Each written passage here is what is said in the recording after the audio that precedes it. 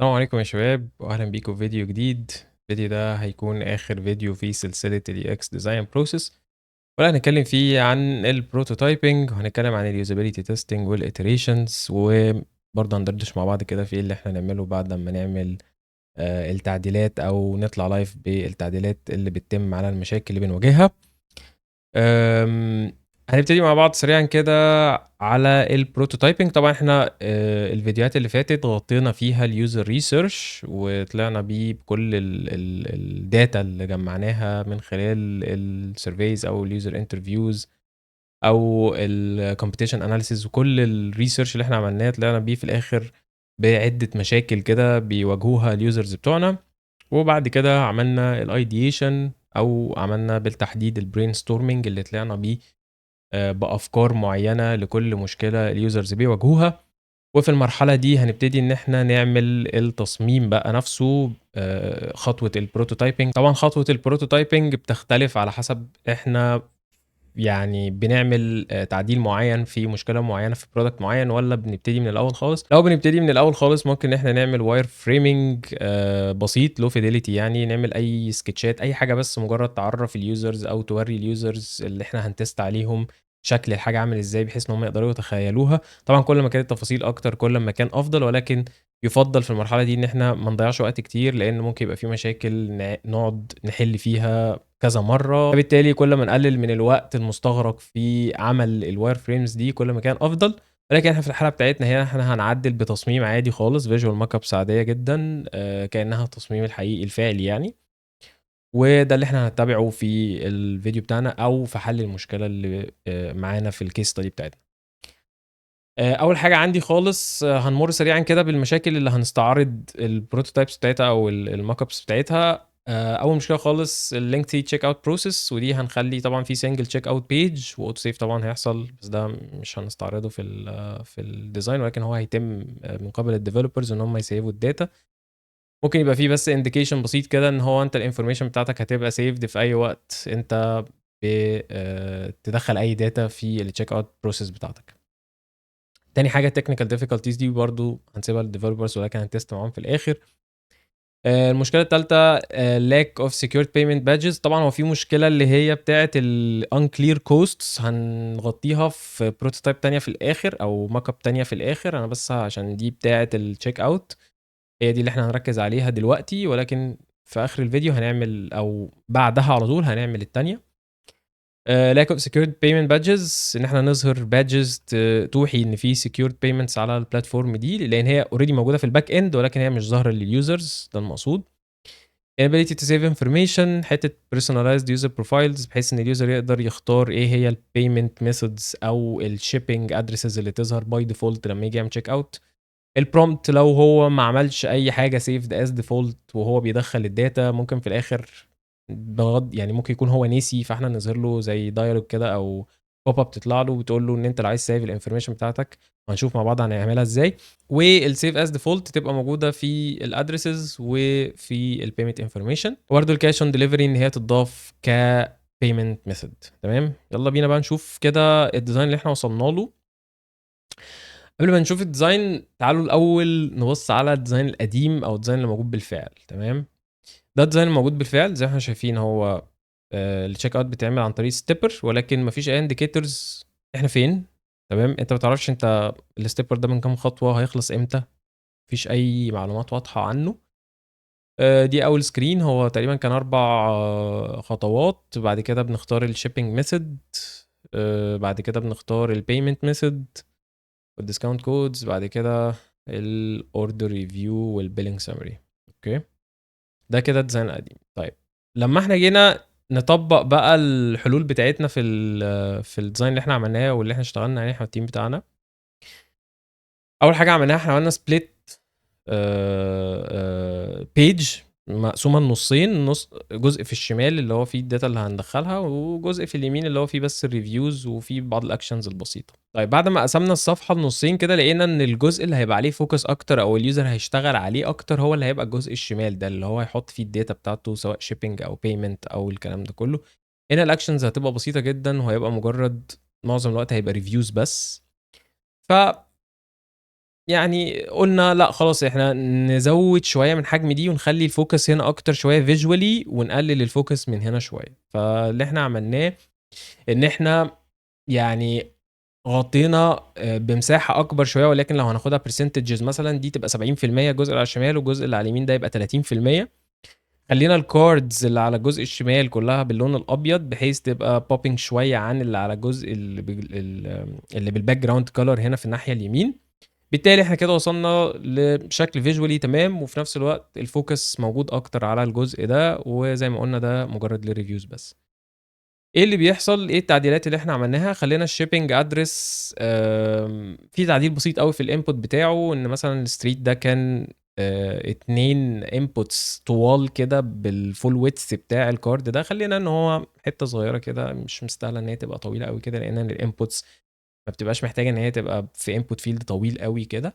فبالتالي وفّرنا برضه يعني في الطول بتاع الcard ده قَل شوية، بالتالي تظهر data أكتر في صفحة واحدة، فده بالنسبة لنا برضه هتبقى حاجة كويسة.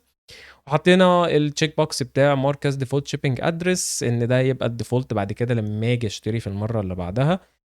والtab اللي بعديه أو الcard اللي بعديه فيه الshipping method، فيه الطريقة اللي هي السريعة، اللي هي USPS priority دي الطريقة السريعة، الشحن السريع يعني اللي بيستغرق من يوم ليومين. وفي الطريقة التانية اللي هي الأبطأ ولكن الأرخص، اللي بتستغرق من 3 ل5 أيام. وعملنا لها برضه visual indicators بسيطة. طبعًا الواحد ما ركّزش أوي في الaesthetics، بس يعني إلى حدٍ ما عايزين بس نوصّل الفكرة. ده الشحن السريع، ده الشحن العادي. بالنسبة للpayment methods دي كانت موجودة في radio button cards كده تحت بعض، فقُلنا لأ نوفّر برضه شوية في الطول، ما نزوّدش الطول أوي بتاع الصفحة، وفي نفس الوقت نخلّيها tabbed navigation bar زي كده أو tabs كده زي ما إحنا شايفين قدّامنا دلوقتي. وبرضه شكلها لطيف وبicons بتوضّح هي إيه، وبرضه ليها label معيّن برضه بيوضّح هي إيه. وضِفنا debit credit card، ضِفنا cash on delivery. دي مشكلة كانت بتواجه الناس، ما فيش cash on delivery ضِفناها أهو، والwallet برضه ضِفناها. بالنسبة للقصة بتاعة الcash on delivery دي، يعني تعالوا نفترض كده إن إحنا في الmeeting بتاعنا مع الclient اتكلمنا في موضوع الcash on delivery، ولكن من ناحية الbusiness أو من الbusiness perspective دي كانت هتسبب مشكلة شوية، ولذلك هم كانوا شايلينها. إيه هي المشكلة؟ المشكلة إن بيبقى في fake orders مثلًا، أو بيبقى في ناس بترفض إن هي تستلم الحاجة بتاعتها، أو ترفض إن هي تدفع فلوس الshipment حتى أو الproduct نفسه. ده كان بيعود على الbusiness بخسارة، لإن بالتالي هو بيدفع فلوس الشحن كده، لإن هو شحن الorder للعميل، ولكن العميل ما خدش منه أي فلوس. دي كده بتعود بخسارة على الbusiness، ولذلك هم كانوا شايلينها. فبناءً عليه في الحتّة بتاعة الcash on delivery بقى في حتّة كده بتقول إن هيبقى في fees زيادة، بحيث إن هو إيه، يبعد شوية الناس عن الoption ده، ولكن هو موجود، بس أنت لو هتاخده هتضطر إن أنت تدفع fees بسيطة زيادة. طيب في بقى حل بسيط أوي اقترحناه بين البينين، ولا منّه debit وcredit card ولا منّه cash on delivery، وفي نفس الوقت هو سهل إن هو يتعمل. إيه هو؟ الcash wallet. حطينا الwallet بحيث إن هي سهلة على أي حد إن هو يعملها لو هو معهوش debit card أو credit card، وسهلة على أي حد إن هو يستخدمها، ومتوفرة بشكل كبير هناك في المكان اللي فيه الproduct ده. فلقينا إن ده برضه حل لطيف يرضي الطرفين، يبقى في نفس الوقت الbusiness حل المشكلة بتاعته، وفي نفس الوقت برضه اللي ما عندوش إمكانية إنه يعمل debit أو credit card يقدر إن هو يدفع عن طريق الwallet دي. فده برضه حل لطيف، وفي نفس الوقت برضه مش هيبقى عليه تكاليف زيادة. فده بالنسبة للجزء بتاع الcash on delivery. وزي ما إحنا شايفين كده الدنيا برضه خفِّت كتير، الorders لو محتاجين إن إحنا نعمل لها review، طبعًا ده الديزاين القديم ما كانش فيه أي مشكلة، نقدر إن إحنا نزوّد أو نقلل في الitems نفسها، عدد الitems نفسها، ونقدر إن إحنا نشيل أي order خالص. ولو في أي comment برضه ممكن نقدر نكتبه هنا. دي كل حاجات UX لطيفة جدًا. طيب بالنسبة صح لموضوع الsecurity badges، أنا بقى عندي protected by SSL encryption، دي اللي بتدل إن أنا السيستم بتاعي تمام جدًا بالنسبة للonline payments أو الcredit card payments. وبرضه وأنت بتحط الcredit card بتاعك فيه الbadges بتاعة الكروت المعروفة أو الشركات المعروفة زي فيزا وماستر كارد وما إلى ذلك. فده برضه هيدّي انطباع للعميل اللي بيدفع بالcredit card أو بيدفع online إن الplatform بتاعتك secured وما فيهاش أي مشكلة. طيب لو إحنا دلوقتي قُلنا إحنا عندنا mark as default shipping address اتضافت، وفي برضه save card information لو العميل بيدفع بديبت أو credit card تقدر إن أنت تسيف الinformation. وطبعًا الCVV أو الرقم اللي هو بيبقى card security code ده ال3 أرقام دول مش بنسيفها، برضه دي حاجة للإطمئنان إن إحنا مش بنstore الdata دي، لإن أنت كده هتدخّلها حتى لو أنت عامل save للكارت بتاعك. تمام. لو هو بقى ما داسش سيف للكلام ده كله، ممكن يكون نسي مثلا، هنطلع له زي بوب اب كده او دايلوج او موديل او ايا كان save your information for future purchase. لو والله تمام ماشي، ممكن يسيف ادرس انفورميشن بس، ممكن يسيف الكارد انفورميشن بس، ممكن يسيف الاثنين بس. ده برضه هيبقى لطيف جدا لو هو نسي ان هو يقدر يختار هو عايز ايه، او يقدر يسكيب برضه بدون ادنى مشكله خالص. طيب ده كده شكل الحاجه لما تبقى سيفد. انا لو فريكوينت باير وخلاص سيفت الانفورميشن بتاعتي قبل كده وهشتري مره تانية، بخش على البلاتفورم بتاعي بالايميل بتاعي، بعمل لوجن عادي جدا، بلاقي ان الشيبنج ادريسز بتاعتي متسيفه، وطبعا بحط كمان هوم او ورك ادرس. لو عملت اد نيو ادرس بيبقى في بوب اب كده، بحط الداتا بتاعتي بقى هوم او ورك او ايا كان بقى الحاجات اللي انا هضيفها كاوبشنز بالنسبه للعملاء بتوعي، والاسم والعنوان والكلام ده كله. وبعد ما بضيفه بيبقى موجود زي دول كده برضو، اقدر ان انا اعمل له سيلكت بدون اي مشكله خالص. وبرضو بختار الشيبنج ميثود ده بالنسبه للفريكوينت باير، بيختار بس مجرد يعني هو لو هيختار من العناوين اللي هو مسيفها دي، هيختار مجرد العنوان والشيبنج ميثود. وبرده لو هيدفع بنفس الكروت القديمه يقدر يختار، ومجرد بس يدخل السي في وهيبقى كده خلاص خلص البروسيس بتاعته. زي ما احنا شايفين برده لو هيستخدم اي كارت من الكروت القديمه، بيبتدي ان هو برده يدخل السي في بتاعه من الاول تاني. طيب بالنسبه للهيدن كوستس، احنا طلعنا فكرتين. اول حاجه خالص ان احنا نظهر كل التكاليف، زي التكاليف بتاعه الفاليو ادد تاكس مثلا تبقى موجوده من ضمن سعر المنتج نفسه. فاي ايتم موجود السعر اللي موجود في الكارت بتاعه ده انكلودد فيه الفاليو ادد تاكس او الفات. تاني حاجه خالص هي ان احنا نحط دروب داون منيو للناس اللي هي مش حاطه المدينه بتاعتها او هم ساكنين فين او الاريا بتاعتهم فين. نحط دروب داون صغيره كده وقت ما يجي هو يسلكت الايتم في الكارت بتاعته، بحيث ان هو اول ما يسلكت السيتي تبتدي تسمع في الشيبنج فيه، فنقدر نعرف مصاريف الشحن هتبقى قد ايه. وده اللي احنا عملناه في الديزاين بتاعنا في الحته دي. زي ما احنا شايفين دلوقتي احنا قدامنا كروت اهي، احنا عملنا سيلكت التو ايتمز حطيناهم في الكارت بتاعتنا الاثنين الاولانيين دول. فتحت على اليمين هنا عندي قال لي ان في تو ايتمز ان كارت، السعر بتاعهم 231 انكلودنج الفات. الفات انكلودد في الموضوع ده. والشيبنج مش متحدد. ليه مش متحدد؟ عشان لازم اسلكت السيتي. لو انا دوست على الدروب داون دي اقدر بقى ان انا اختار السيتي. اول ما اختار السيتي تبتدي الشيبنج بتاعتي تظهر، واعرف مصاريف الشحن بتاعتي هتبقى قد ايه. وبكده نكون حلينا المشكله دي تماما، وسهلنا على اليوزرز في معرفه التكاليف كلها قبل ما يروحوا للتشيك اوت بروسيس. طيب بعد كده بنعمل ايه؟ بعد ما نخلص كل الحلول بتاعتنا ونخلص نفاينلايز الديزاين بتاعنا او الكونسبتس او الموك ابس بتاعتنا، نقدر بقى ان احنا نجيب برضو شويه من اليوزرز لو متاح. يعني لو احنا عندنا اتاحه ان احنا نجيب يوزرز تاني، يوزرز حقيقيين زي ما عملنا كده في اليوزر ريسيرش، ونبتدي نتست عليهم الابديتس اللي احنا عملناها او الاتريشنز او الشكل الجديد بتاعنا او حل المشاكل اللي احنا عملناه. ده هيفضل طبعا، ده هيبقى افضل حاجه. لو مش متاح ممكن نستعين بقى بالتيم بتاعنا، نجروب كده نجمع ناس من التيم بتاعنا، ونحاول بقدر الامكان يكونوا بيماتشوا الاودينس ده، نقدر ان احنا نتست عليهم. يعني ده اضعف الايمان لو مش متاح ان احنا نجيب يوزرز فعليين. طيب خلينا في سيناريو اليوزرز الفعليين. هنحضر التاسكات بتاعتنا، وليكن مثلا انت هتكمبليت ا بيرشيز او هتشتري حاجه في البرودكت بتاعنا. هنظبط الانفايرمنت سواء بقى ان بيرسون او هتبقى اونلاين حاجه ريموتلي، نستخدم اي ابلكيشن جوجل ميت او زوم او اي الكلام ده كله. بنبتدي بقى ان احنا نقول لهم كده قبل ما نبتدي مثلا ان احنا محتاجينكم ان انتوا لما تيجوا تفكروا في حاجه. يعني دلوقتي هاوبزرف او هراقب اليوزر وهو شغال بيعمل البروسيس دي كلها اللي احنا عملناها في الاول، فانا عايز اشوفه ايه الاكشن بتاعه.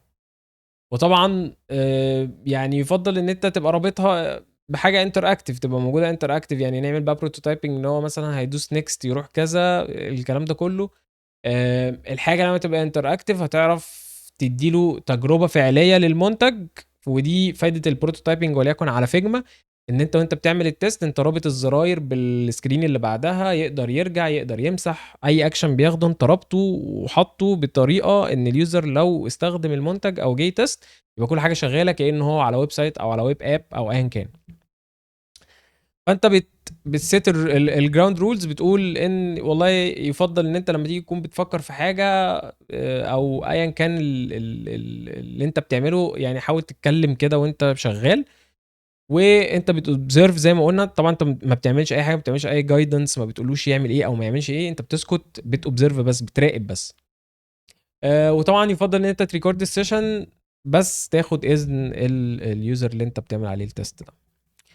وفي الاخر بتشوف بقى ايه النتائج اللي طلعت بعد ما تخلص اليوزرز كلهم. بتشوف المشاكل اللي ممكن تكون موجوده في الفلو ايه بعد ما بتخلص معاهم، بتقول لهم ايه المشاكل اللي واجهتهم، وانت بتراقبهم برضو بتعرف لو في اي مشكله او حاجه. في الاخر بقى بتيتريت بيزد على الفيدباك او النتائج اللي انت طلعت بيها. لو في اي مشكله انت بتحاول انت تظبطها، بتحاول ان انت تعدل فيها، ولو مشاكل كتير قوي معقده وبتاع تقدر ان انت تري تيست تاني على يوزرز تاني. ولو الموضوع بسيط خلاص بتبتدي ان انت تعمل لانش او تطلع لايف بالايتريشنز او بالنسخه الجديده بتاعتك اللي انت طلعتها من البرودكت او من الفيتشر. وزي ما قلنا بعد ما نطلع البرودكت بتاعنا لو مفيش اي ربط باناليتيكال تول يفضل ان احنا نحط اناليتيكال تول، لان دي هتساعدنا جدا في ان هي توبزرف البيهيفير بتاع اليوزرز وهم بيستخدموا البرودكت بتاعنا، وبتسجل السيشنز وقت استخدامهم للبرودكت بتاعنا. الحاجات دي بتبقى مهمه جدا ان احنا نفهم لو في اي مشكله بتواجه اليوزرز من غير ما هم يريبورتوا المشاكل اللي بتواجههم. اقدر ان انا دوريا كده اراجع السيشنز دي واراجع اليوزرز استخدموا البرودكت ازاي، ولو في اي مشاكل هتبان اكيد يا اما في الهيت مابس او الكلام اللي احنا اتكلمنا فيه وقت اليوزر ريسيرش. طيب حاجه سريعه كده عايز اقولها قبل ما ننهي. الكيس ستادي اتعملت على شات جي بي تي، هي مش حقيقيه، انا عاملها على شات جي بي تي. وكنت حابب اقول لكم كده لان ان شاء الله ممكن نبقى نعمل فيديو بقى للناس اللي هي عايزه تحط مشاريع على البورتفوليوز بتاعتها ولكن مش عارفه تجيب عملاء حقيقيين. ممكن يعملوا كيس ستاديز او يخلوا تشات جي بي تي اكت از كلاينت عنده مشكله، وانت بتشتغل معاه وبتحل معاه المشكله وهو هيتجاوب معاك ويرد عليك وبيدي برضو ردود منطقيه مع بعض التعديلات اللي انت بتديها له وبعض الانبوتس منك انت اللي تخليه يظهر لك الصوره كامله وتفهم منه الصوره كامله. تقدر ان انت بمنتهى السهوله تعمل كيس ستادي ويبان ان انت قد ايه فاهم في شغلك، يبان قد ايه ان انت فاهم في تجربه المستخدم، ويبان قد ايه ان انت فاهم في حل المشكلات اللي بتواجه اليوزرز. ان شاء الله يعني خلال الفتره الجايه ممكن نبقى نعمل حاجات زي كده. ممكن نبقى نتكلم برضو عن السيفيهات، ممكن نتكلم عن اسئله نسالها للكلاينتس والكلام ده كله. فان شاء الله دي موجوده في الخطه بالنسبه للفتره اللي جايه. كده احنا نكون خلصنا كل السلسله الحمد لله، واسف جدا طبعا ان انا طولت عليكم فيها، معلش اعذروني. لو عجبكم الفيديو ممكن تعملوا لايك وشير، ولو حابين تشوفوا فيديوهات اكتر عن اليو اكس واليو اي ومش عاملين اشتراك في القناه ممكن تعملوا سبسكرايب للتشانل. اتمنى تكونوا استفدتوا من السلسله، واتمنى اكون عرفت اضيف لكم اي معلومه جديده. ان شاء الله اشوفكم في فيديو جديد، والسلام عليكم.